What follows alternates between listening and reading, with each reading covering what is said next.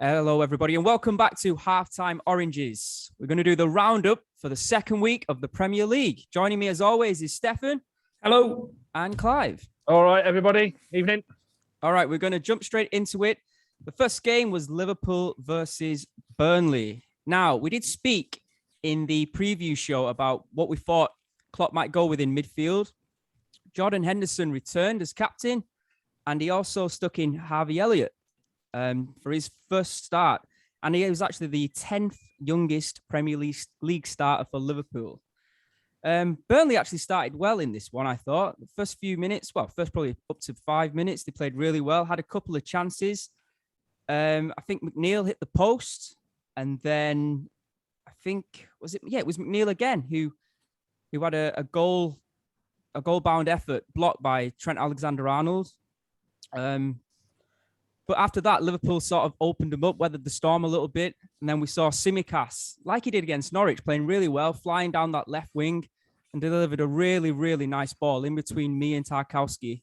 And Jota got on the end of it. I think me was a little... Yeah, brilliant header. Goal. Brilliant header really by Jota. I didn't really know he had that in his tank, but yeah, fair play. I think me was a little bit upset with himself that Jota was able to get in front of him. But yeah, all the same, a really well-worked goal. And then Salah had a goal scratched off. I think it was for offside. Yeah. And then and then Barnes also had one scratched off as well, rightly so because of early on in the second half. Yeah, that's right. Yeah, and then in the second half, it was pretty much all Liverpool really until they got that second goal.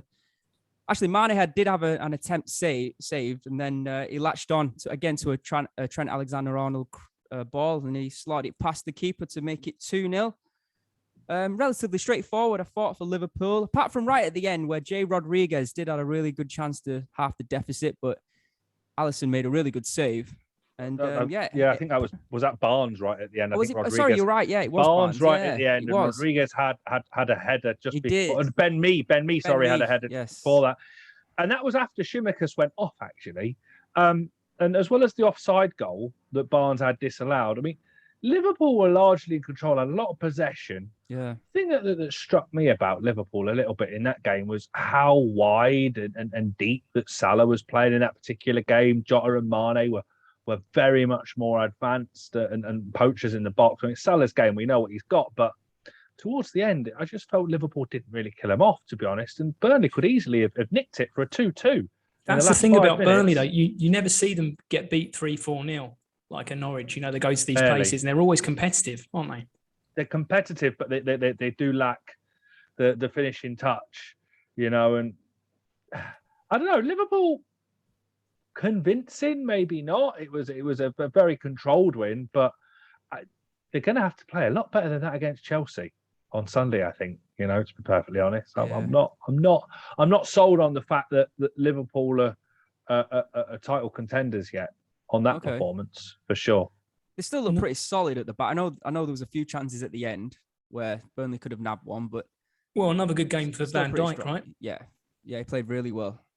Yeah, he kept it with Matic and Van Dijk, which I thought was a good thing because we did think, maybe you'll throw in Konate, to give him a chance. I know Gomez did come on at the end as well to get some minutes, which is a good thing. But yeah, keeping with Matic and Van Dijk, that will be critical going through the season to keep them playing well together. So I thought it was a pretty good thing that he did that. 5 losses on a row now for Burnley, but they did look. What do you think? They probably look better than they did against Brighton. Yeah. There was the game almost suited him a bit more, didn't it?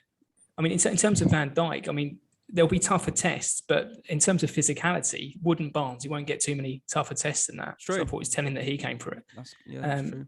Yeah, and they might get a few sneaky little points. The problem is their home form. They haven't won a home game since January, so they're going to need to pick up some points at home as well as away this season. Leeds United up next for them at home as well, which isn't easy. Yeah, that'll be an interesting game. That'll be an interesting game because Leeds haven't won yet, so yeah, all to play for. All right then. Well, good start by Liverpool. Let's move on now. What was the next game of the weekend? Crystal Palace, Brentford. Okay. Oh, sorry. Aston Villa, Newcastle, Stefan. Villa, Newcastle, right? Yeah. Yeah. So a few changes in the lineup. So Shah did actually come in for Newcastle. And Ashley Young, as expected, came in for Target after Target was subbed off in the first game. And he was there, I think, to nullify the threat of Joe Willock and Murphy down the right. Really scrappy first half, and not one for the neutral until an absolute thunderbolt from Danny Ings. Right on the stroke of half time. Yeah, pretty much. A lot of people would have missed that. Those people that go early for a beer, I was thinking, shame on them. Right for that. So the trouble is, the pies are really good at Villa. Wow, how often are you going to see an overhead scissor kick like that? Yeah. Throw in on the far side, on the near side, flicked on by Mings, and then a finish by Ings. Incredible goal. And I didn't really realise he had that in his locker to score that type of goal. But he's very different to Ollie Watkins in that respect, I think. I think Ollie Watkins does a lot of work outside of the box. But I think Ings is more clinical. And it'd be interesting to see when he comes back what type of partnership they form. But 2-2 now for Ings, and at 25 million, he looks like a real snip. He could be the signing of the window, actually. Second half, penalty given against Lascelles. Steve Bruce not happy about it. And I don't know if you saw the gamesmanship between Woodman and El Ghazi. You see that? So he basically just stands in front of El Ghazi for about 2 minutes. Oh, right. Just, yeah. Eyeballing him. And then Which is it's a shame the Newcastle defence couldn't really do much of that during the rest of the game, because Newcastle poor. They've got one decent player in Callum Wilson. Willock doesn't look up to speed yet, unfortunately. I mean, it's his debut, full debut for them since his permanent move. But the problem is at the back, isn't it, Clive? It feels like they haven't invested in that back three in about 3 years. Yeah. Jacob Murphy's sort of like leading the line for them there at the back a little bit, and he's average at best. I think, Newcastle did have a way back into it, didn't they, where it looked like Martinez had poleaxed Wilson. That was harsh, I thought. It was a little bit. I mean, he's offside by another one of these toenail ones, really, and the penalty wasn't given in the end. But if anything happens to Wilson this season, I mean, Newcastle are just completely toothless, and you do wonder sort of how they will fare this season. I mean, it's going to be a good barometer when they come up against Southampton this weekend, but not a lot from Newcastle really to go on. They started brightly, didn't they? But yeah, Wilson had a really good chance, didn't he? A one-on-one. He did right early on when it was 0-0. Yeah. He couldn't capitalise. So yeah, gone to the Traore school of finishing. But yeah, they're top heavy, aren't they? Really, because as you said, if they get an injury to St Maximin or Wilson, they're bang in trouble, I think. They are going to need to strengthen them centre backs up, I think, in the window. Steve Bruce has asked for assurances. He says he's going to have to sell before he can buy, basically. So they're looking at getting Longstaff out and potentially getting in Phil Jones, Arran. Oh my God! Please do. So yeah, seriously? I mean, if this epitomises any side that's in desperate trouble, it's a side that tries to sign Phil Jones. I mean, the last heard with Phil Jones, there was a Championship side potentially coming in for a loan move. Blackburn Rovers. Was it Blackburn? Oh wow, that's where he started almost, right? Yeah, that's where he had that big loan. Yeah. I mean, it's a homecoming for him. There's got to be for him. I mean, it's almost like with Mike Ashley that Newcastle's become a bit of a hobby for him. I mean, he doesn't want to invest anything, and he just wants to cream whatever he can off the club. I think the strategy is to try and spend, 6 or 7 seasons out of every 10 in the Premier League. Their financing isn't based on, sustainability in the top flight. This must be the 8th season. Well, they've stayed in a couple of seasons longer than I thought they would do, to be honest. I mean, if Bruce keeps this lot up, he deserves the freedom of Newcastle, to be honest. He won't get it, though, they should put a big luminous light on the Tyne Bridge of his name. And the Newcastle fans haven't really taken to him, have they? No, they've not. I mean, Graham Jones has received a lot of praise for how he's got them playing. But, I mean, there's only so long he can go along polishing a black and white turd, to be honest with you. And I think this could be the season when they run out of polish, to be honest. It's harsh on Bruce, though, because when it goes right, it's Graham Jones, and when it goes wrong, it's Steve Bruce, right? There is that. But, I mean, I think there could be more raucous calls for Mike Ashley to sell the club, and whatever happens with this Saudi consortium is not going to happen in time for the end of this transfer window or the next one. So they could be in deep trouble by then. And they still have that love affair with Rafa as well in the back of the head. Well, I think the saviour, and then Steve Bruce came in as like the villain, and which was pretty harsh because he did reasonably well last season. I don't think there's anything more he really could have done. They either take to managers or they don't. It's the same thing with Alan Pardew. They absolutely despised him. Exactly that. Alan Partridge there. Well, and him and all, I think. Having full fans back in the stadium could be the detriment of Steve Bruce, to be perfectly honest. And we'll soon say that they're a very self-righteous, cherished bunch, Newcastle fans, and then if they don't beat Southampton at the weekend, if Southampton were to get a point, well, all 3 points off them, the knives will be out for anyone and anybody connected with running that club, to be perfectly honest. So wait and see there. Oh, well.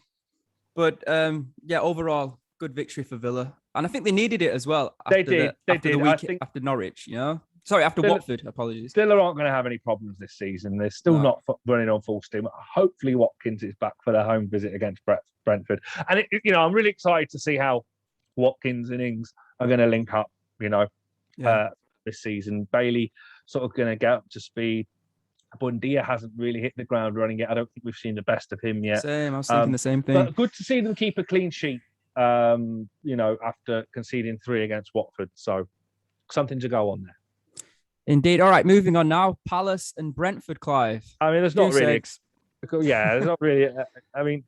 I feel really sorry for Palace in a way because you wait 18 months to see your team play and they haven't scored a goal yet. There's a couple of sides, you must be just dying to go mental, the sheer pandemonium of getting a goal because it's all been watched on TV, really. I mean, Mbeumo clipped the bar with a free kick for Palace. Tony's dropping very deep, trying to create Mbeumo for Brentford. Brentford, yeah. With a direct free kick, and Tony's dropping very deep for Brentford, trying to be the main soul of their creativity. They look a solid side, Brentford, and I think Vieira is going to be happy that they didn't capitulate like they did against Chelsea. They've got Olise in, they've got Anderson working in the centre back slot there after Nikita. At Arsenal, they've tempted them with a 10 million bid.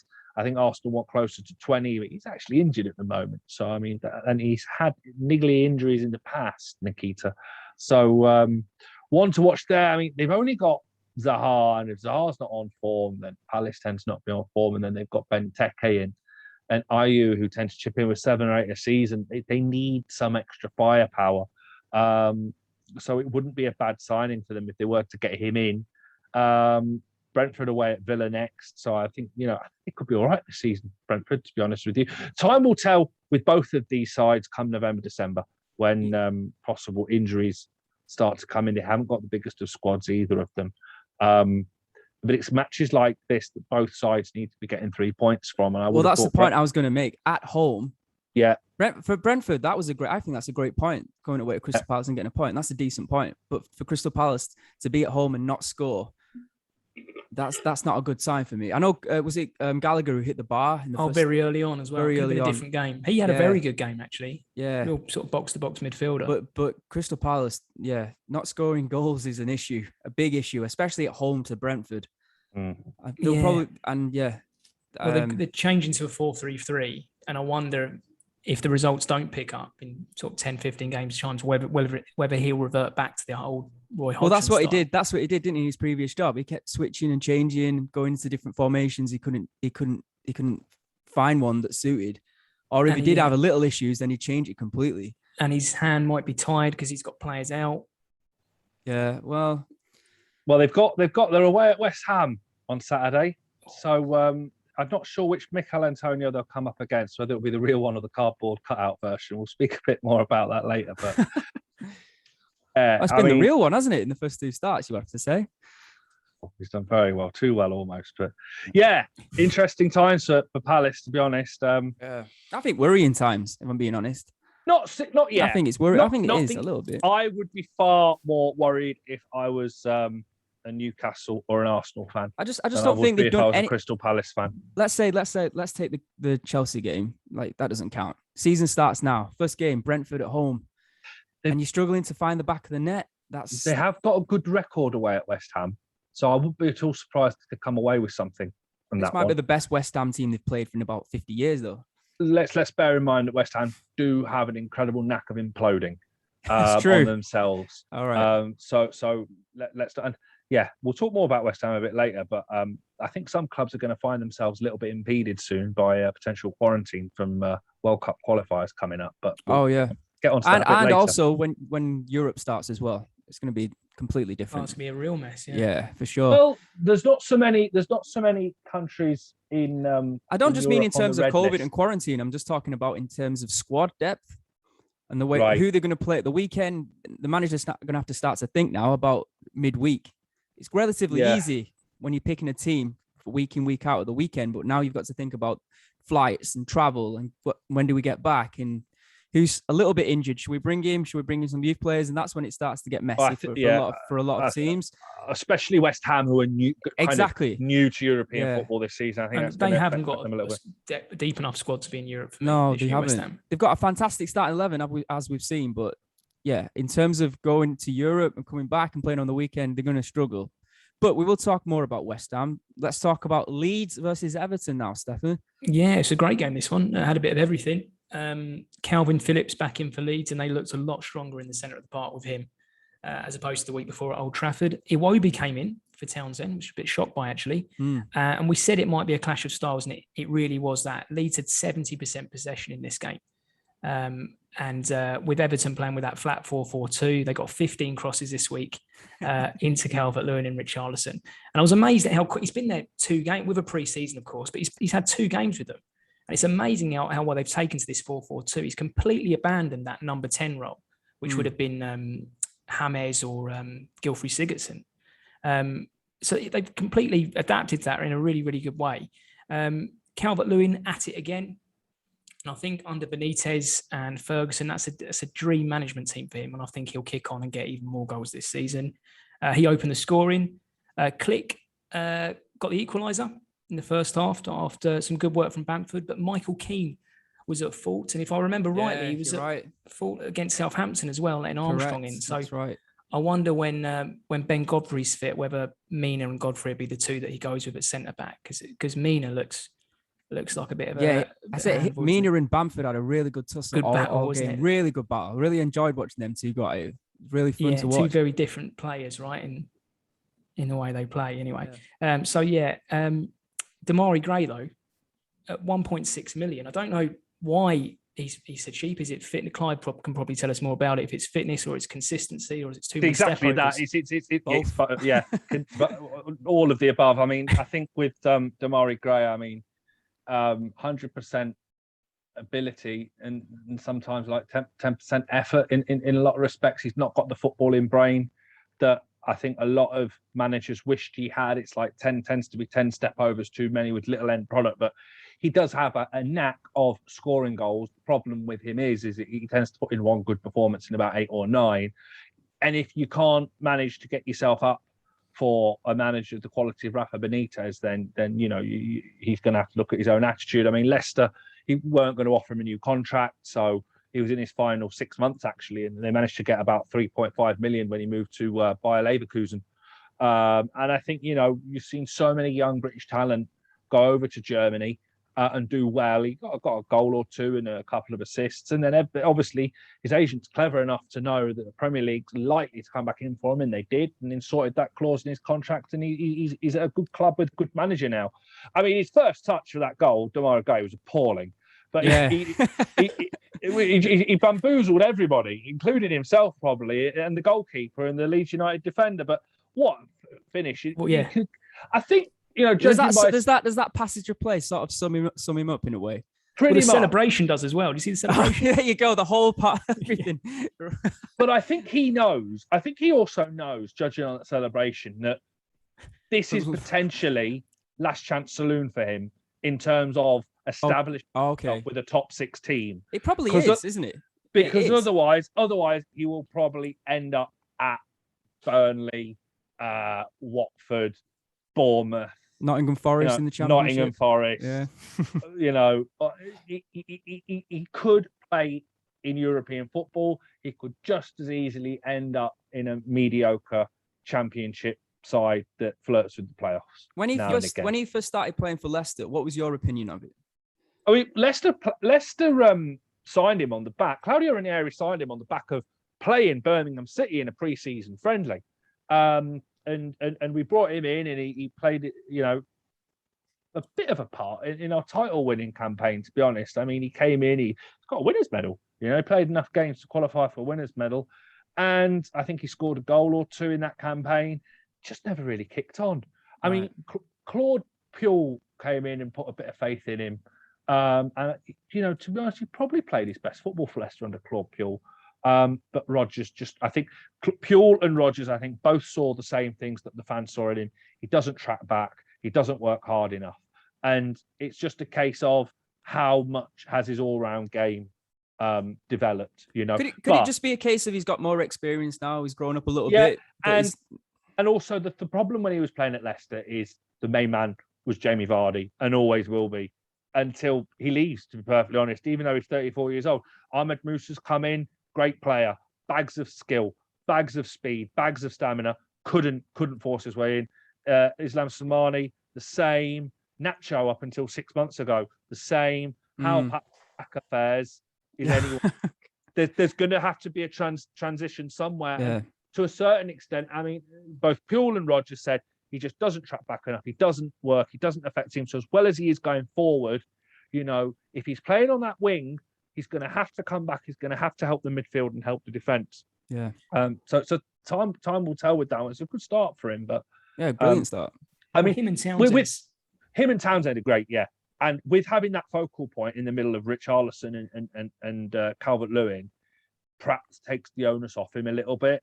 All he has to do is get the ball in the box. Yeah, simplistic. Maybe that helps his small brain, as you call it, small footballing brain. Give him one task, two tasks to cross the ball into the box, hug the line, and then track back sometimes. That's it. That's all you have to do. The season after our title win, he scored a couple of absolute belters, and we were getting battered one. You probably remember, Aaron, we were getting battered by Man United about a third, fourth game into the season. He just picked one out and chucked it in the top bin from about 30 yards out. Yeah, he's got that in his locker. Yeah. His all-round play needs to improve. All right.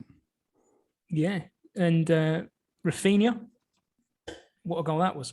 Stunning. Absolutely amazing. To level it up for the end. And good to see the fans back at Ellen Road. Ellen Road was one of them grounds that seems a lot more different with fans in.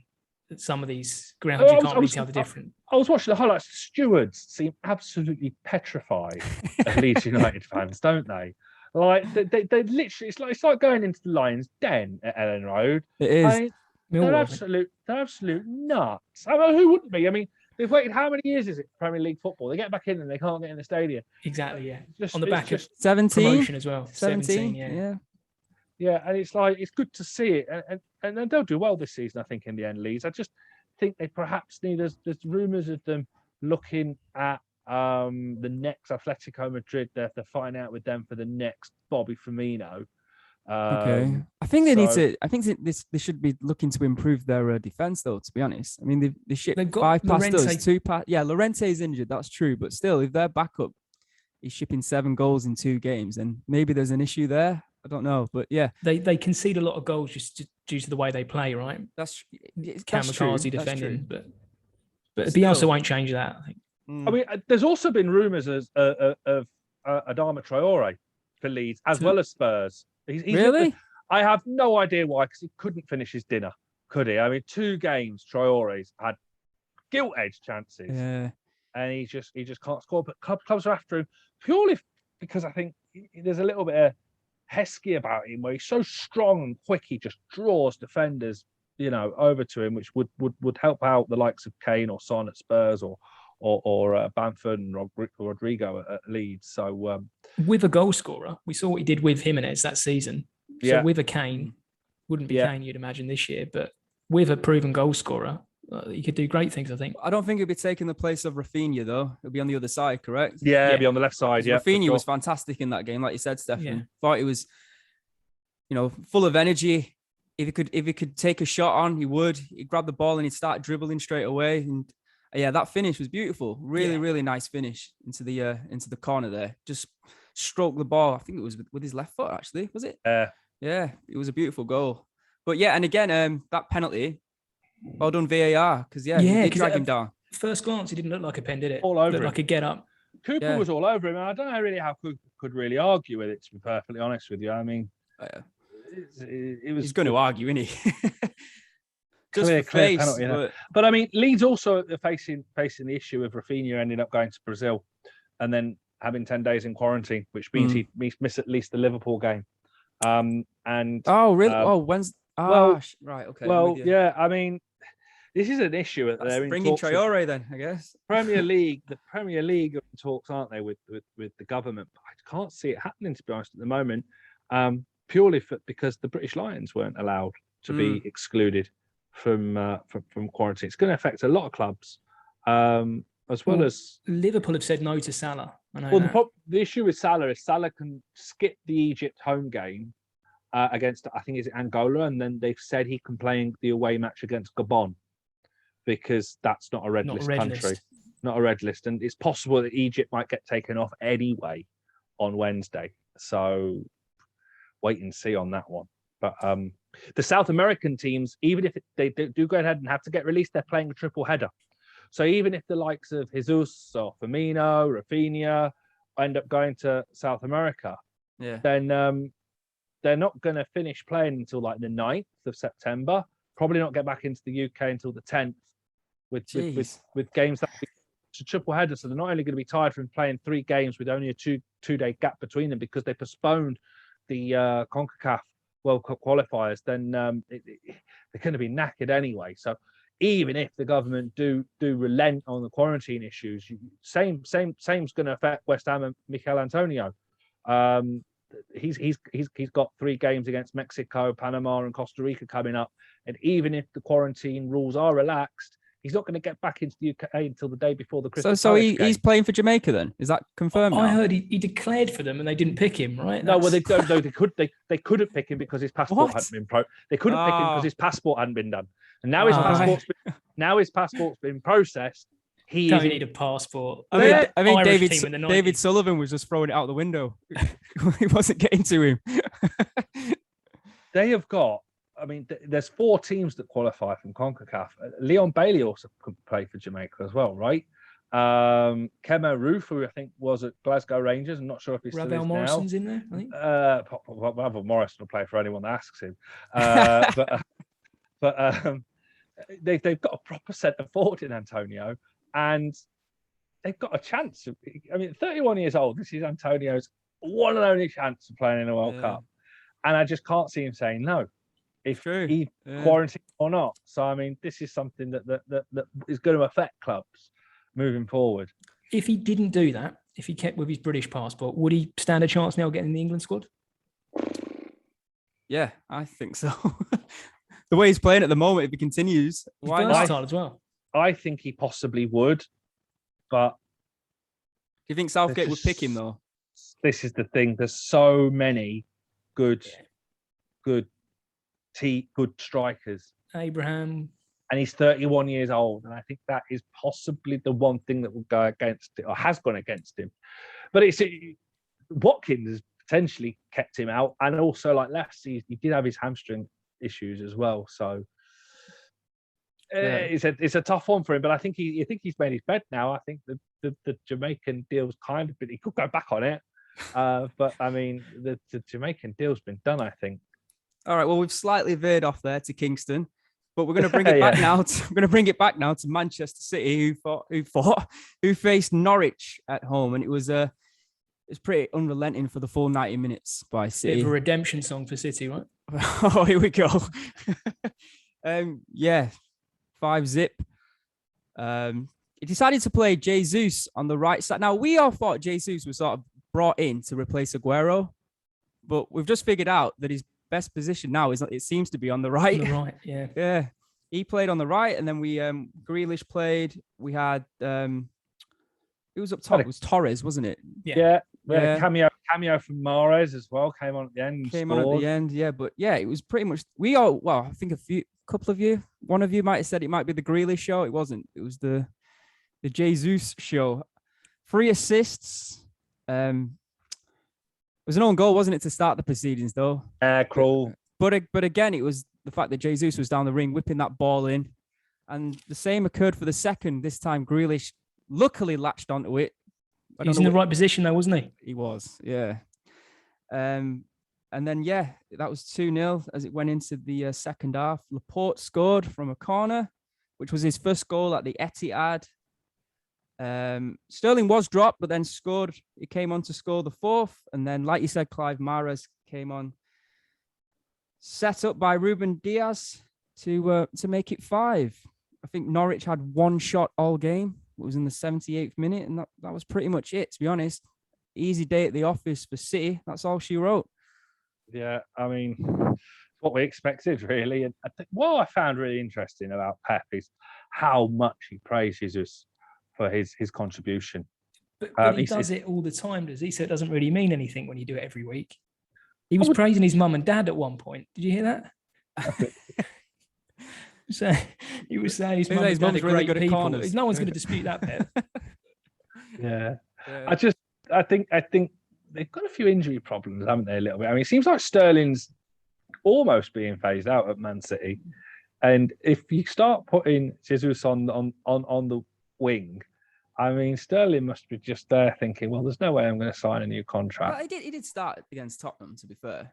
He did, and didn't really do a great deal. No, and I think Pep's Tanganga, kind of running back pocket vibe, right? Yeah, and I think Pep's running out of patience with him, to be perfectly honest, and sees him maybe just as a squad player. But Pep also probably sees that with a lot of other players as well. I mean, it's interesting what he played Delap as well, and I do. He was praising him as well, saying, "Oh, he's such a great youngster. He's got offers to go out on loan to clubs, and he's chose to stay with us and fight for his place." I mean, let's be perfectly honest, Delap's never really going to start in that Manchester City side, and I just see that maybe as a message from Pep to sort of say, "If you want me to dominate the league, then get me Harry Kane." Whether that happens or not is another question. And it was also interesting that Ronaldo was left on the bench for Juventus. Don't say at his own request. Let's not go to Man City. Let's go back to City, Arran. Let's go back to Kingston. I think he's not being. Would Mikel Antonio play? I think Mikel Antonio will be a great signing for City. Tell Pep that. There's a lot of similarities between Antonio and Aguero, one of which both got dodgy hamstrings. But that's about it, isn't it? Both scored goals. I mean, Ronaldo. If Kane doesn't happen, City need a striker. Lewandowski. He's pretty much said, "Go and get me. Come and get me." Right? Oh, can't see it happening. Can't see Bayern Munich letting him go. Oh, don't do this to me. Come on, fate. Ronaldo would make a lot of commercial sense for Man City as well. A lot of commercial sense. And it's not the first time you've seen teams cross that divide going via other clubs. Paul Ince did it, didn't he?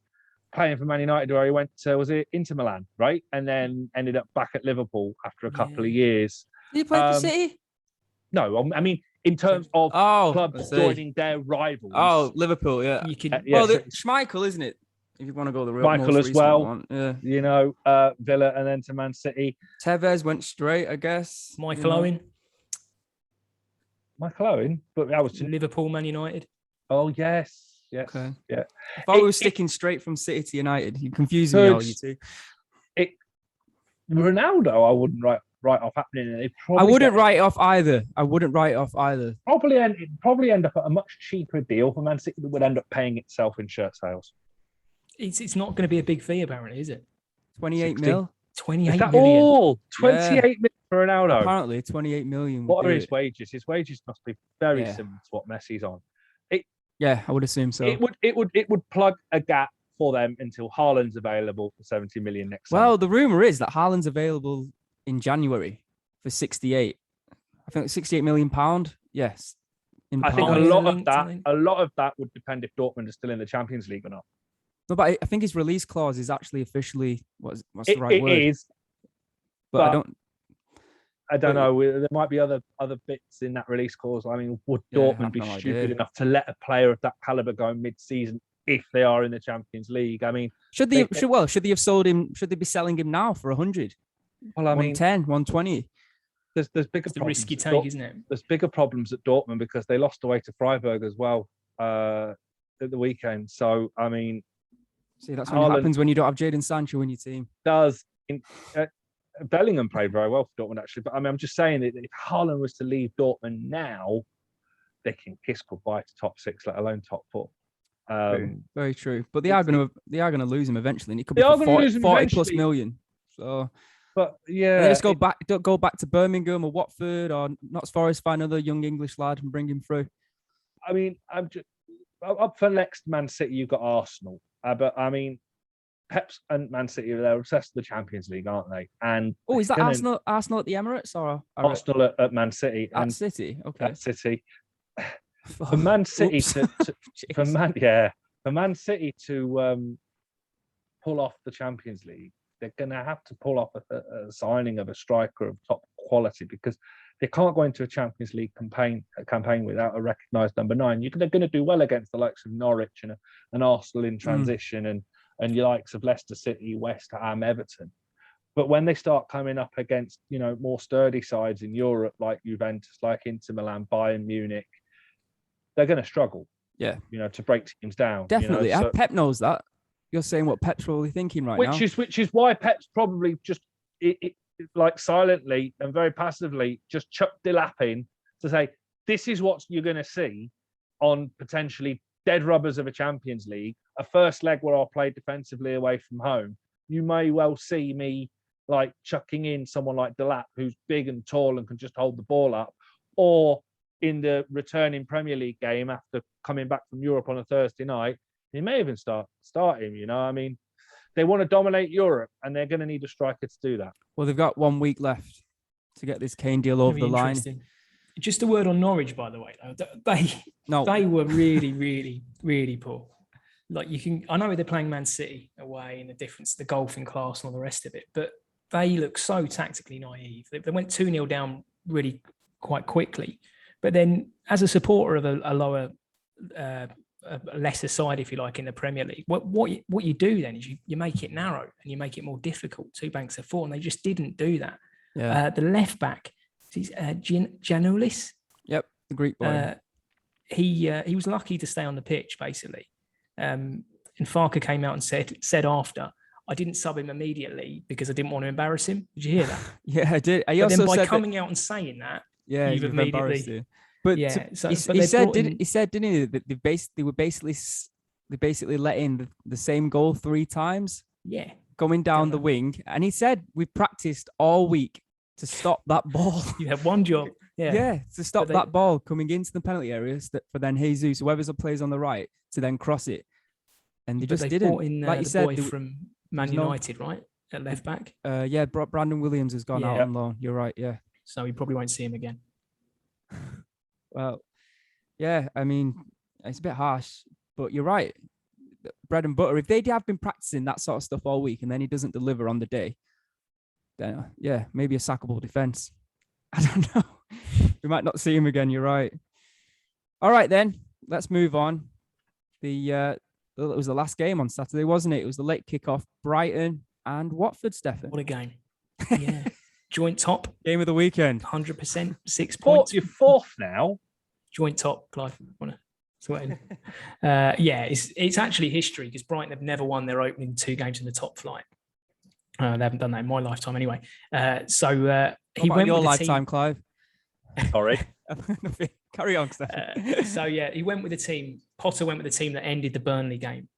So you had. That's what you wanted as well. I remember you said that. Exactly. Listens, doesn't he? Listens to this podcast. And so should you, everyone. Subscribe, Graham. Tell your mates. So he's gone with Alexis and Lallana from the start, and paid dividends. A really bright start. Brighton dominated possession. And Shane Duffy got the first goal. Now, you might not know a lot about Shane Duffy's history, but if you saw him play in the SPL last year, he had a torrid time. Lots of personal problems. He couldn't even get in the Celtic side. Not by the end of it, no. But yeah, he was playing in Neil Lennon's Celtic team as opposed to Graham Potter's Brighton team, I think. He's a complete Lazarus story for him. And Webster's become more advanced now. Ben White's gone. And he was involved in the first goal as well. So set piece, great header. Great story, a proper knee slide. So take note, Damari Gray. There's been a serious lack of knee sliding. Yeah, since Henry retired. Asking for like ligament problems of Solskjaer proportions. Doesn't Solskjaer, but Solskjaer blames his knee issues on that failed knee slide in the Champions League final. And I'm just wondering, is that right? Yeah, in his autobiography, Solskjaer says he knew as soon as the game had finished, he'd done something to his knee because of that knee slide. Well, it was worth it. It just catapults you.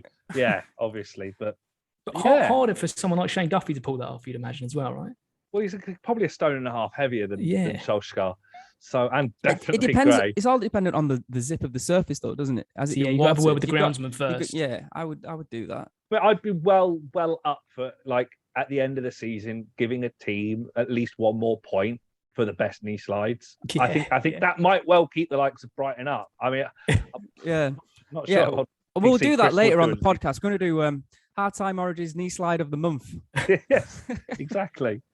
But I mean, it wasn't just all about Duffy, though, was it, Steph? I mean, no, exactly.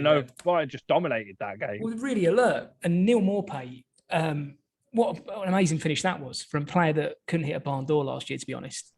He gives the keeper the eyes and puts it in the bottom left corner, I think. But we were just alert. We were just at it, and we just blew Watford away. Unluckily for Maupay, just before the first half whistle, he went down. Player landed on him, and he's hurt his shoulder. So that now leaves us with no Welbeck. Andoni's gone to Gaditz. Percy Towell's left. And only Arran Connolly as a recognised striker going into next weekend. Aaron. So, great name. But Darwin Núñez, it looks like it's happening. When it gets talked about in the mainstream media, when Jamie Redknapp's talking about it, that's when you know it's probably a done deal, I'm afraid. But I think the big story really here was Yves Bissouma. He was brilliant. Absolutely bossed that midfield. It really was. Yeah. Just the ability to pick up the ball from the centre half and turn. To be fair, he is a bit of a flat track bully, and you maybe don't see that when he plays against the bigger clubs, which is why he might have gone under the radar until. I think what you're doing here, Stefan, is you're trying to put off big clubs from signing him. We want at least 50 million because that's I wouldn't mind it at United. So, I'm being honest. I wouldn't mind it at United. It's worrying because he's got 18 months left on his contract. So at the moment, Tony Bloom or Brighton are saying it's 50 million for Bissouma. Okay. But if has anyone actually? I don't think anyone's actually made a bid for him yet, though, have they? No. And now that Liverpool were interested, weren't they? But Henderson signed a new contract, so I don't think Liverpool really need to step that one up. At least not just yet. They can maybe come back in. Well, if he's only got 18 months left on his contract, then it might be worth getting cheaper, wouldn't you, in June? Yeah, right? Exactly. But I think if he keeps up this level of performance, he won't go this window. I'm pretty sure he won't. I don't think he will. We brought in Wepo probably as a replacement, and we've got Moses in the under-23s who's meant to be a bit of a starlet. But they're not finished yet. They're not polished enough to come in and replace him.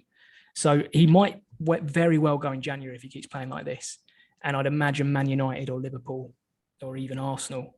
Well, he could play anyone. He could play absolutely anywhere. Probably bar Chelsea at the moment.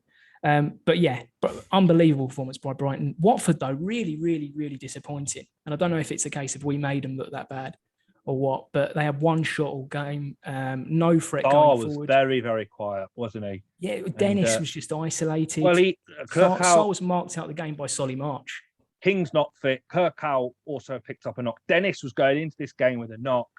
You do wonder with Watford where they might be one of these sides that maybe plays a very different home game to their away form. It's early days yet to tell about them, and it might look a bit better once Josh King is back. But we don't know an awful lot about them. We don't know a lot about the manager Cisco, other than Fong song. And to be fair, we don't know a lot about Brighton either. It's been 2 games in, right? They had the best defensive record in the Championship last season, Watford. So, I mean, they did capitulate quite early on there, which would worry me as a Watford fan. But, I mean, they've got a lot of strength going forward. So, they've got about 10 strikers on the books as well. So, exactly, I mean, certainly got firepower to choose from. So, I mean, it'd be interesting to see how they go. But, I mean, it's great for Brighton. Who's up next, Stefan, for Brighton? Everton at home. But at the moment, we're scoring goals, winning home games. Don't concede goals at home either, do you? We've got a great defensive record. Great defensive record at home, and players to come back as well. Can you see Duffy then keeping his spot, even when Veltman's fit? Veltman should be back next week, so it might be a case of you can't drop him, right? I would say Veltman on the bench then, right? But I can see Veltman going to right back and then playing the 3 that we played. So that'd be Dunk, Webster, and Duffy. He was man of the match the first week and scored a goal last week. And it'd be bad management to drop him now, I think. But the other important point to mention is that we look really comfortable when we're in front. When Brighton scored last season, we were just waiting to concede again, and we dropped 25 points from winning position. So if that's something we can cut out, if we can get a left back in, which looks like it's happening, if we can get this striker in, I think we could be the West Ham of last year. I really do. But 2 games in. That's a big statement. Shall Brighton for 7th.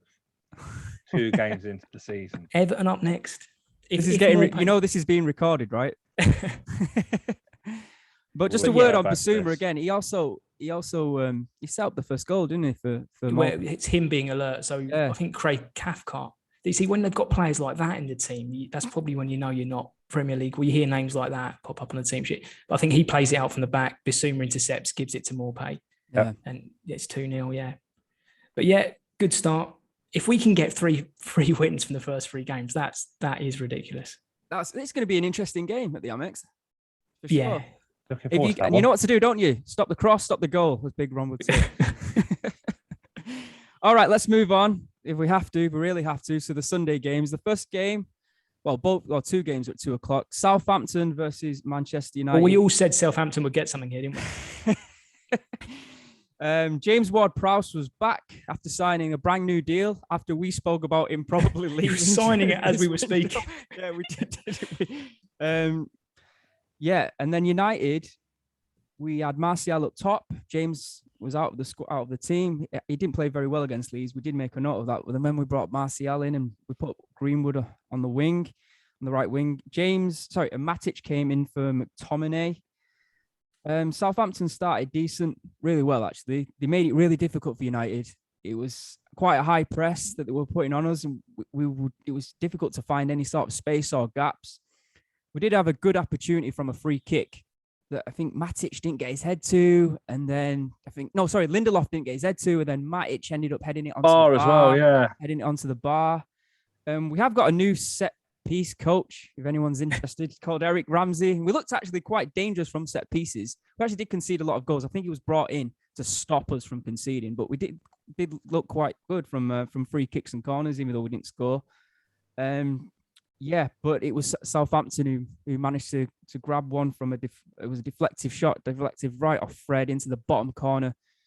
There was question marks whether Bruno got fouled. From my perspective, if that would have happened against us, I would have been pissed off. I thought it was a strong challenge. I know Ollie did say at the end that he thought people are going to start getting injured if this carries on, but I just thought it was a really good challenge. He's doing that to change the narrative, isn't he? Of course. It's so refreshing, though, isn't it? I mean, the game had become very stop-start. Yeah. And now for referees to just let the game flow. Oh, it's a breath of fresh air. VAR is suddenly seeing like there might be some improvements with it. I was watching some Italian football over the weekend. They take forever to decide if the goal's on or off or whatever, but it seems like the Premier League have learnt from the Euros experience. And I think it was last season as well. Was it fans were just complaining they wanted to get rid of it, and it was due to the length of time, wasn't it? It was taken to make decisions. So I feel like if it is a 50-50 decision now, they're just going to let the game flow and go with what the ref said. It seems that way anyway. So it's looking good. I mean, United, for me, it's 2 points drop there. I mean, you look at the amount of chances they had. I mean, Southampton had one chance with Adam Armstrong, which he spurned, and that was it for them, really. And there's a worrying trend that one chance per game, if they don't convert it, they're going to struggle to score goals. And United had about 6 good chances. Yeah, I mean, as well during that game. Second half, Southampton started. They brought on Bednarak. And they pretty much said to United, all right, attack us, let's go for it. And that sort of played into our hands. You were playing with 10 men, weren't you, really? What do you mean? With Tony Martial up front.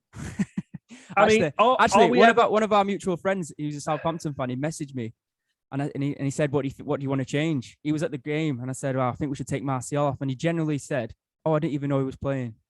He was that poor. You thought it was Dion Dublin? No. Hey, there you go. There we go. I mean, I don't think we'll be seeing Martial in a Man United shirt anytime soon. Do you? No. I think it was just to sort of.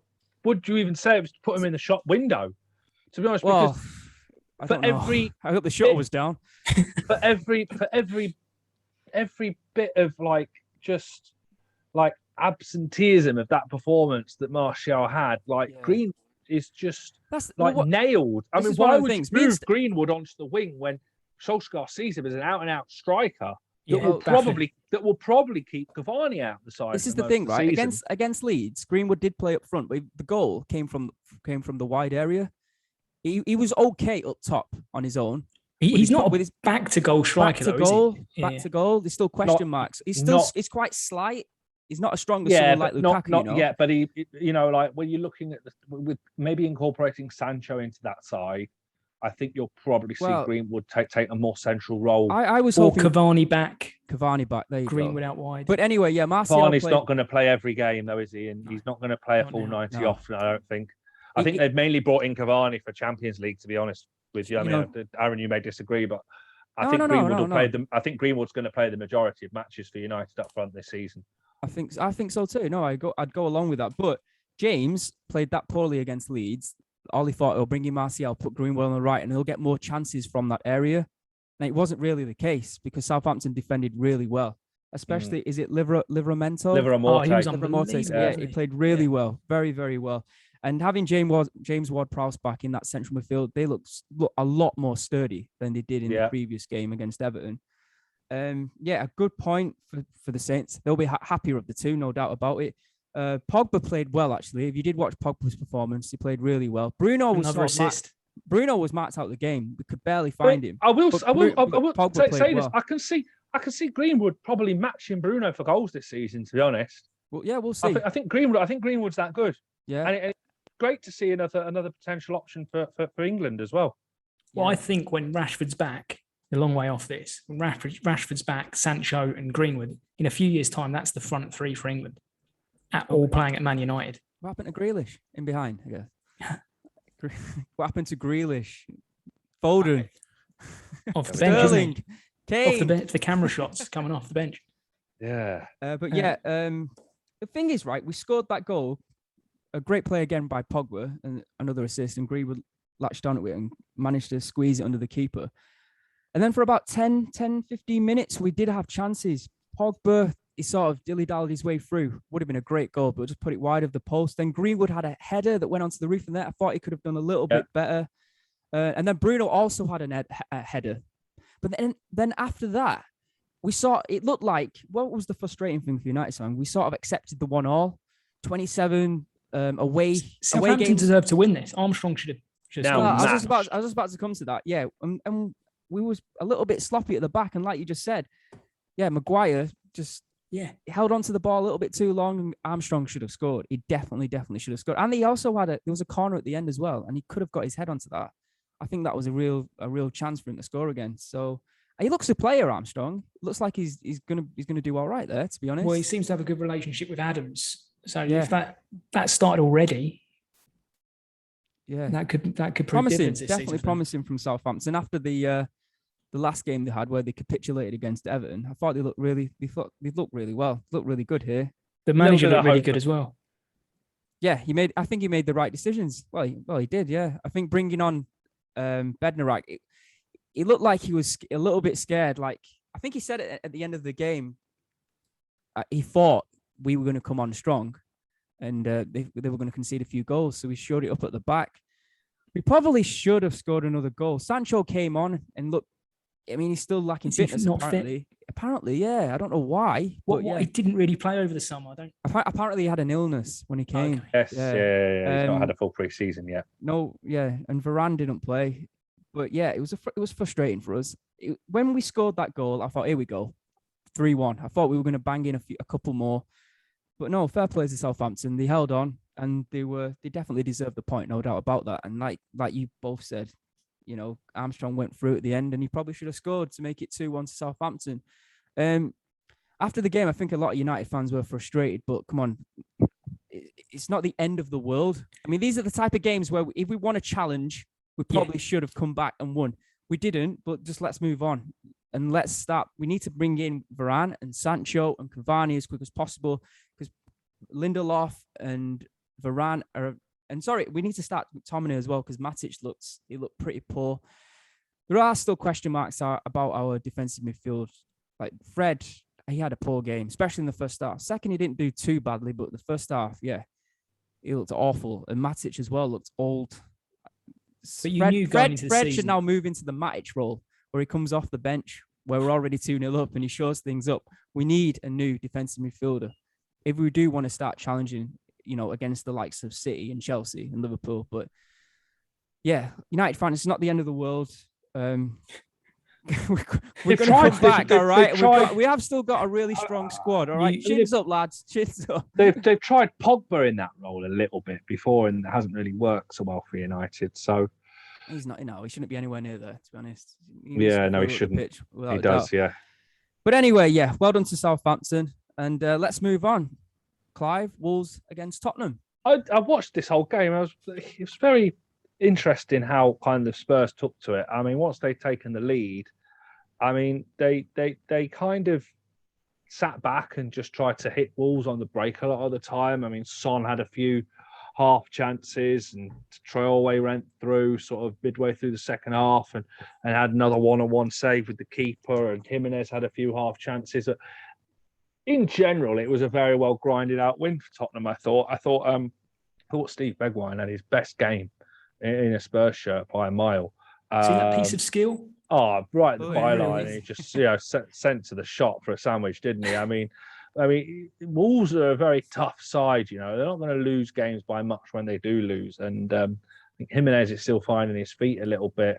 I'm still a bit puzzled as to why Spurs may want Traore, because they've got a lot of midfielders in that squad already. But big FU from Daniel Levy to Man City when he did bring Kane on, and like the cohesiveness of that Tottenham side when Kane came on. I mean, it was like nothing had ever happened. And amid rumours of a bust-up between Hugo Lloris and Harry Kane, where Lloris, he doesn't hold back. I think he mentioned the commitment of some players after they crashed out of the Europa League last season, and he's been allegedly questioning Harry Kane's commitment to the Tottenham cause. And I think he'd be right to. He hasn't gone to work for 2 weeks. And it's also quite interesting that Harry Kane, he wants to leave, but Harry Kane's been on holiday staying in Daniel Levy's apartments and houses in Florida. So, I mean, clearly there's a bit more to this than meets the eye. Having Charlie Kane, your brother, do the contract hasn't probably served Harry Kane well. No, let's put it bluntly. Disaster. I wouldn't. Disaster. I don't think I'd trust Charlie Kane with my shopping list to Tesco's. And it's for these reasons that Harry Kane's found himself in the situation he's in. 100%. And 100%. Unless there's a massive U-turn from Man City and they offer what Spurs want, and I don't think Bernardo Silva's part of that deal going the other way to Tottenham. I think it's 150 million cool hard cash, which Daniel Levy will probably want the majority paid up front. And why shouldn't he? I mean, Harry Kane's still got a lengthy contract at Tottenham, which he signed, and I'm sure there was a good, pay rise and signing on fee for that. I mean, the thing is, though, with Spurs, they're a bit of a breath of fresh air now. I mean, it's great to see Dele Alli playing again for them and getting that penalty. It's his first goal in a long time for Tottenham. He looked really good. He looked really good. He's everywhere. He was, and he sort of adapted his game. He was reading the game. Yeah. And he wasn't, behind the front two. It was box to box almost.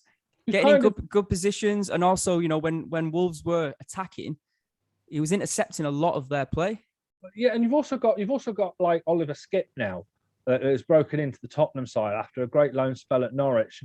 He's doing a lot of the stuff to help support Dele Alli in that role, which leaves the likes of Moura and Bergwijn free to sort of roam either side of Son, who was kind of a little bit isolated up front, if I'm honest. Didn't seem like he was as threatening as he was against Man City. He was hobbling off a little bit when they brought Kane on. So it's one to watch when they come up against Watford.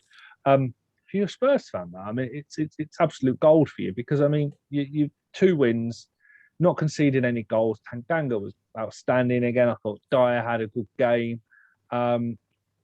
Sanchez also played well for them.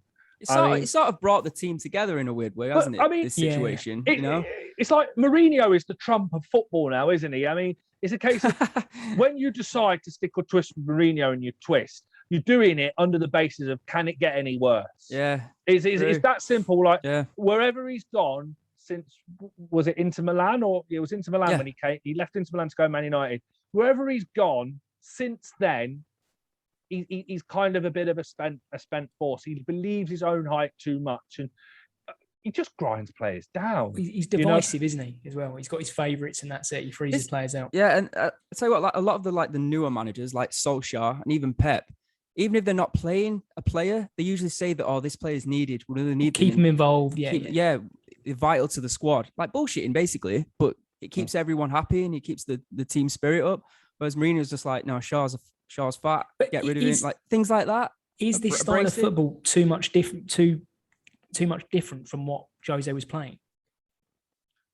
They seem a bit more. They seem a bit more adventurous. I don't think we'd have seen. I think that's a little bit fair though. At the situation that they're in right now, I don't think we'd have seen. It's more like needs must, isn't it? Being as adventurous, I think you would have seen Bergwijn try and turn back and then play the ball back and to try and keep the ball. Whereas I think Spurs' philosophy has always been to, be on the front foot, get down the byline. They've always got that number 9 in the box that's been for them, like likes of Teddy Sheringham, Robbie Keane, Jermaine Defoe, they've always been apply goals to, and they've got that creativity with Dele Alli, Lucas Moura, Bergwijn, to provide, the support for the likes of Son and Kane. I also think that Santo, I think he's been brilliant in the way he's handled the media throughout this whole time. Every time he's been interviewed, he's always just brushed it off. Kane's a Tottenham player.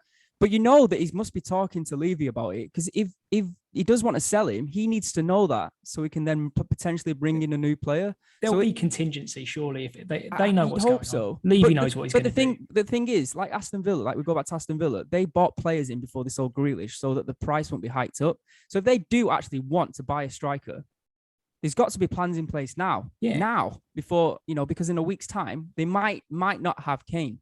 There is a bit of a fire sale going on at Inter Milan. I think Martinez. I'd be very surprised if he said he didn't want to leave. Didn't they say? Well, he's going to say these things, isn't he? Because Inter Milan have just won the championship, and they're probably looking at adding with another Scudetto towards the end of the season. But he doesn't want to say, yeah, I'm desperate to get to the Premier League in case he does actually end up staying at Inter Milan. Because for him to end up at Spurs, he's only going to end up at Spurs if Harry Kane leaves. True. It's good. It could go to the wire, this one. And what do we think? Do we think he's going? I think he's going. I still think he'll be. Yeah, I still think he'll be in a City shirt after the Watford game. Arran? And I'm going to say that he's going to be still at Tottenham. Really? Yeah. I was about to say maybe Ronaldo will go to City. No. Forget that. No, you're right. Kane's going. But yeah, on the flip side, Traore, we saw good and bad, right? It looked like he butchered Tanganga a lot of the times, but there was no one in the box. Jimenez doesn't seem to be getting closer to the goalkeeper. He seems to be laying off a little bit. Seems to be struggling, doesn't he? With his Sanchez and Dyer were pretty close to him. He did have a one-on-one. He had a one-on-one, didn't he, in the second half that he should have scored. Very similar to the chance he had against Leicester, and he spurned it. I was about to say he's not a natural finisher. Yeah. If you see him going through on goal one-on-one, you think the opposite to what you think when you see Greenwood going through. Correct. That's what I was just about to say. That you read my mind. Yeah, see your notes. Yeah. I didn't even write that down, but yeah. Yeah, exactly. You're just not confident he's going to score. There's certain players, aren't they? When they're one-on-one, you know that the ball's about to end up in the back of the net, and then there's certain other players where you're like, and he's one of them. He just hasn't got that eye for goal. He's a powerhouse. He can get past. He can get past fullbacks quite easily. Makes it look quite easy. But then his final product it lets him down. He's still and there's 0 points for Wolves now as well. Yeah, in 2 games, and no goal scored either. Yeah. So, yeah. All right, then. Let's move on. Next game. What was the next game? Arsenal-Chelsea. Chelsea. So, as expected, no Aubameyang from the start. He went with Martinelli and Saka on the left wing, starting this time. No Ben White. And I wonder if Ben White secretly might have been quite happy about that. So, the Arsenal centre-back pairing was Rob Holding and Mari. And for Lukaku must have looked at that and thought, this is the perfect opponent for me now. Yeah. and he dominated that centre-back pairing. The first goal is too easy for him. The ball comes into him from Kovacic, I think, and he squares it, holds off his man, squares it to Reece James, who was excellent. Square ball across the box, and I think Mari ends up on a heap on the floor. And it was just too easy. And the thing that stood out was there's no protection for those centre backs. We said last week that it was like Mikel Arteta looked at Brentford and he just hadn't done his homework, and it's the same story here.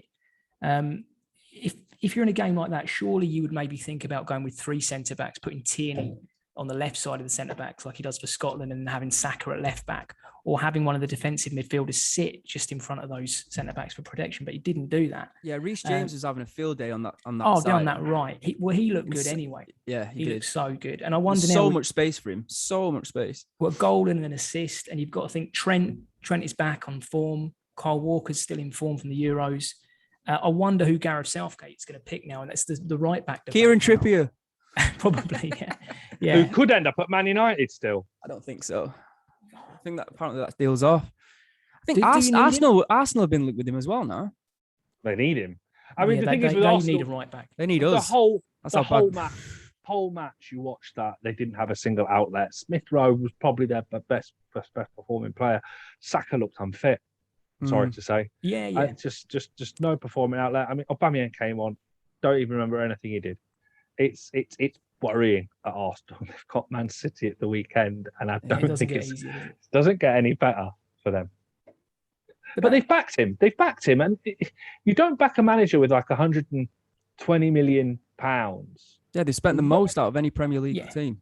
Odegaard might provide that creativity, going forward, and then you get Aubameyang and Lacazette fit after the international break, and they've got Norwich at home after the international break. If they don't win that, then the knives are going to be out. It's a relegation battle, that. Well, you're right. He's made 6 signings there, and I think only one of them probably improves their first 11. And he spent such a great deal of money. And the fault lies with Edu as well, was in charge of transfers. Arsenal fans maybe hate him as much as they do Arteta at the moment. All the knives out for Edu. But it was such a routine win for Chelsea. They went 2-0 up, and it was so just easy. Like, so easy. And it didn't feel like an away game for them at all. You think that the fans have been away, for 17 months at the Emirates, like a full house, and it couldn't have been made more easy. Lokonga looked okay. As Clive said, Smith Rowe looked like their best player. But scattergun approach to these signings. It doesn't look like, well, there is some direction. They only sign players under 23 years old. But if you've got no leaders in that team as well, I don't really know where that leaves you. But are these players that is buying, would you consider them like world class? Like it's all about potential that they might not have. Like you're paying Odegaard, for potential. Odegaard is at Real Madrid. Why are you going to sell someone if you think they can become world class? You're not going to. Can Arsenal attract the big players? Would you go to Arsenal now? No, but aren't you better off finding players that are in the Premier League who know what they're doing, who have been they had that and acclimatized into the Premier League. They've had that with Joe Willock, and they've sold him. Yeah. To a side who ironically may well be down there in a relegation dogfight with them. So, I mean, Odegaard's a good player. There's no doubt about that. But you're right, though. Why sell Martinez and then bring in Ramsdale? Because I was thinking, all right, maybe they can look at like teams, Villa, maybe look at Everton, maybe look at Leicester. But players from those teams aren't going to want to go to Arsenal anymore. So you're struggling now. You're really struggling. They've become a selling club. Yeah. I think they sold Robin van Persie to Manchester United. Nasri, it goes back to the Wenger era, yeah. Set the tone, and the reason they had to do that was because they were paying for the new stadium. Yeah, and this like Stefan said, it set the tone a little bit, and it's going to be interesting how long Arteta gets. He deserves time because it does get better for them after they've cleared this Man City game. They've got about 7 or 8 winnable games, and they will have players coming back as well. They had an awful lot of players. I'm not sure how much that's going to impact them, to be honest, looking at some of the names that are out. When you look at Lacazette, but they will have Gabriel and Ben White, and you'd imagine that would be a stronger centre-half pairing. Yeah, I think the quicker them two gel together, or potentially Ben White's out for the Man City game. Is he? That's already confirmed. He's out for the Man City. But Odegaard will make his debut. Okay. So there we go. I don't know if they'll even touch the ball, to be honest, but there you go. For Chelsea have 2 good players. Apart from up front, they have 2 really decent players in every position. And we had the debate about who would start where. And I think that goal that Lukaku scores, that you don't get that with Werner. So they've got this new dimension to their plan. I think they're unstoppable this season. I really do. Oh, you did pick them, didn't you, to win the league? Yeah. So yeah. Well done, you. But you've also put Brighton as 7th, so let's not forget that. All right, then, should we go to the last game? Last night's soiree, West Ham against Leicester, Clive. Ouch. I mean, it's not just the red card for Leicester for me. Yesterday, it was it was the whole performance from start to finish. Really, I mean, the way we set up with just Vardy, with Vardy up front on his own again, with kind of Barnes cutting in from the wing. I mean, even when Perez got sent off, we hadn't even had a shot on target. I mean, that's kind of how bad it was. Before West Ham scored, all the top 5, Leicester had dominated possession, but they weren't doing anything with it. They had like all the top 5 touches were coming from Amati, Sionchu, and Tielemans and Maddison, just knocking it between themselves in the middle of the park in the hope that they would frustrate West Ham, and it backfired massively because then the sending off is harsh but fair, for me. I mean, Cresswell knocks him off balance. He's going for the ball. There's no malice in the challenge. It's an accident, but it's dangerous. And as soon as he goes to the screen, you just know the red card's coming. And that was good night for Leicester. We didn't have a shot on target until Tielemans actually scored. And I did wonder, could we just nick it? And then he was bringing on Inacho and Daka. And then really before they even, break a sweat, Antonio's broken Di Canio's record and gets all affectionate with a cardboard cut out of himself. So, I mean, that was when the highlight of my evenings or mornings viewing of Leicester West Ham was Mikel Antonio making out with a cardboard cut out of himself. I mean, it goes to show how poor Leicester were yesterday. Sionchu, I love Sionchu. He's the Turkish Puyol. But the problem that he's got, and I think a lot of clubs want a partnership. They don't rely on individuals. No Johnny Evans. Fofana's injured. The understanding and chemistry between the centre-backs is gone, and that's going to really play on Leicester's early season form because Amati is an individual who you rely on as a squad player to see a game out in the last 10, 15 minutes. For me, Amati is not a centre-back that Leicester City can rely on for the whole season. Thankfully, Vestergaard, who hurt his knee in training before the game, is fit for the Norwich match. We will need him, and I just hope him and Soyuncu can develop an understanding quickly because Johnny Evans isn't going to be fit until after the international break, and then we have options. I mean, I'm even at the point now for the Norwich game where I would probably play Ndidi next to Sionchu because I just feel with Samar we've got a player that can replace Ndidi in midfield, whereas previously we were relying on Hamza Chowdhury. And then the next call that Rodgers has got to make is, does he persevere with Harvey Barnes supporting Vardy, or does he just go with two up top and play Inacho or Daka with Vardy? What about the new signing, Vestergaard? Is he going to give him a chance? Vestergaard will be back. Yeah, he'll be back for Norwich. He hurt his knee, so that's why he didn't play against West Ham. Yeah. So he will play, you think, against Norwich? Oh, I think Rodgers has said it's not as bad as feared, and he'll be back for the Norwich game. So I think that's pretty much summed up. It was a bad day at the office. I mean, Solanke just couldn't cope with the strength of Antonio for his second goal, and for Antonio's Ben Rama's goal, which Antonio set up. I mean, he just didn't look up. It was just casual defending. You cannot afford that. And it's like he's taken the whole Turkish team's European Championship form and brought it back with him to the Premier League. Really, I mean, he needs a strong head beside him, Soyuncu, and we need him because there isn't anybody else. And a bad day at the office, which, from a Leicester fan's perspective, you don't see a great deal of. Certainly in the Rodgers era. Norwich away next, though. Big chance to put it right. Fingers crossed. Anything to add there, Stefan? Good day for West Ham, really. And I'm not sure how much this has been substantiated, but they look like they're getting Zuma as well. Yeah, I've heard that. which I thought would that make deal me was off think- the table. I thought it was done. I didn't think it was going to happen, but it looks like it's going to happen now. Which Well, that's and does good that mean Lingard? I don't know how much. I don't think they've got deep pockets at the moment. could be the fact that Lingard's now not going to go to West Ham. That's very possible, very plausible. We'll see how it goes. We I mean, expect. do West Ham need Lingard? I mean, Ben Rama. Well, just hit the ground. We talk Ben about Rama's hit the Antonio. ground running. In terms of, you're right. In if you're looking just at the first 11, but in terms of squad depth, of course, I suppose Lingard could play as a striker when called upon, can't he? Yeah. like a false nine, I guess. Yeah, Could do. And if this quarantine thing does happen, it's not just going to affect West Ham in September. It's going to affect them in October and potentially November as well. You've got 3 international dates of triple headers. So even like I said earlier, regardless of if quarantine or not, Antonio's not going to be getting back to the UK until around Friday, with very little training and transatlantic flights. I mean, West Ham do need strength in that area for sure. well, the top of the league right now. We'll see if they can maintain this form moving forward. All right, boys and girls, thank you for joining us for this edition of Halftime Oranges, and we'll see you on Friday for the preview show. Bye-bye from Cheers, Stefan. guys. Cheers. Bye-bye from Clive, and bye-bye from me. Take it easy.